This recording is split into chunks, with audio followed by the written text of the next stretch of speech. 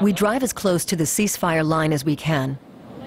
Hafiz Husseynoglu calls it the battle line because skirmishes still break out between Azerbaijan and Armenia.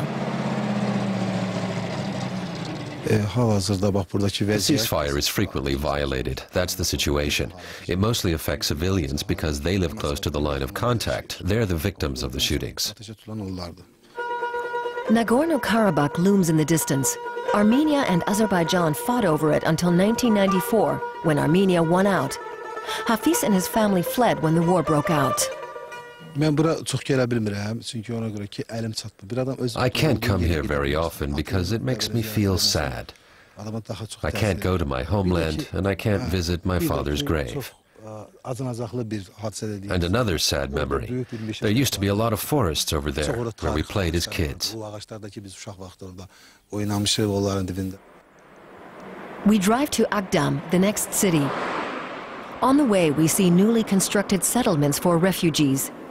An estimated 900,000 Azeris fled from Karabakh and Armenia during the war. For years, they lived in abandoned train cars. Now the cars are falling apart, and the refugees have erected small huts next to them.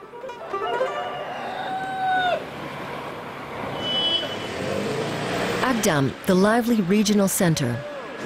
For a time, it was occupied by the Armenians.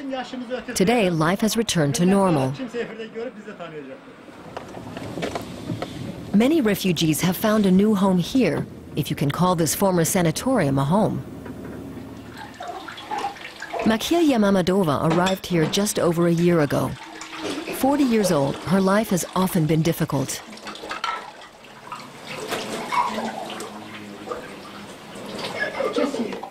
She tells us her husband is dead and she has no job, but somehow she has to survive. She and her 8-year-old son share a clammy, cold room and 70 manats a month. A manat is worth about €1. The money is a mere pittance. Look here. How can we keep the room warm? My son sleeps here on the chairs, and when he's cold he comes to me, and I'm really sick myself.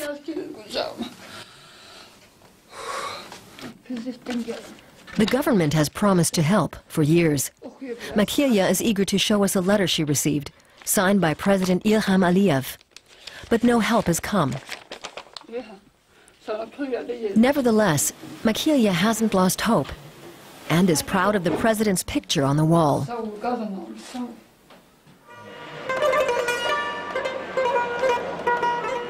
We continue on toward Baku, the capital.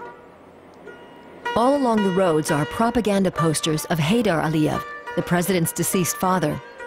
The cult of the father solidifies the power of the son. Nothing in Azerbaijan is done without the Aliyev clan.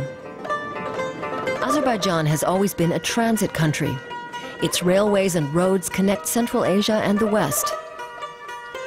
Away from the cities, life goes on as it did hundreds of years ago. Sunset over Azerbaijan's vast plain is a moment to savor. Night falls quickly in the Caucasus.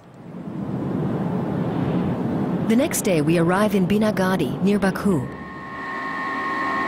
These fields saw the beginning of Azerbaijan's oil boom more than 100 years ago. Today, most of the oil is extracted off the coast in the Caspian Sea, but these pumps are still in operation too. Oil has been a blessing and a curse for Azerbaijan. The economy has seen double-digit growth for years, but the oil business is in the hands of just a few families, and those families control politics as well. Meanwhile, half of all Azeris still live in poverty, despite the country's oil billions. Binagadi isn't exactly upscale either.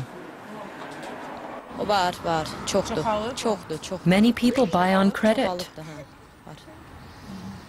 More and more of them have me put things on a tab.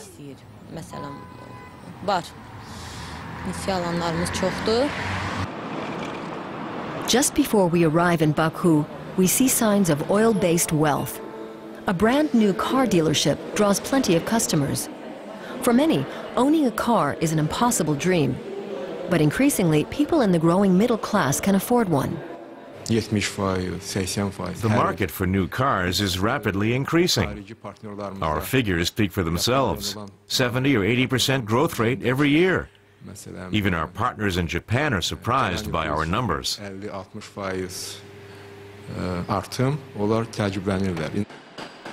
80% growth a year. For European car dealers, it sounds like a fable from the 1001 Arabian Nights. But here the manager shows us a modern workshop that indicates he's living life in the fast lane. Nothing moves fast on the way to Baku. The road is a chronic traffic jam. Baku is sprawling in all directions, with new settlements mushrooming everywhere. Azerbaijan is a secular state, but increasing numbers of people are turning to Islam. The government tolerates all religions as long as they don't interfere with politics. But it's keeping an eye on the mosques. The first imam freely chosen by his congregation, Ilgar Ibrahimoglu, is critical of the oil boom. It strengthens authoritarian tendencies in the government and increases their confidence that they can do whatever they want and that they will not be held accountable.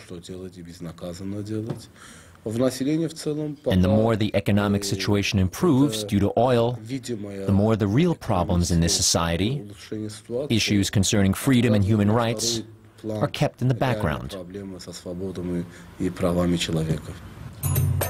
Open criticism of the government is rare in Azerbaijan. Oil drowns out the call for more democracy.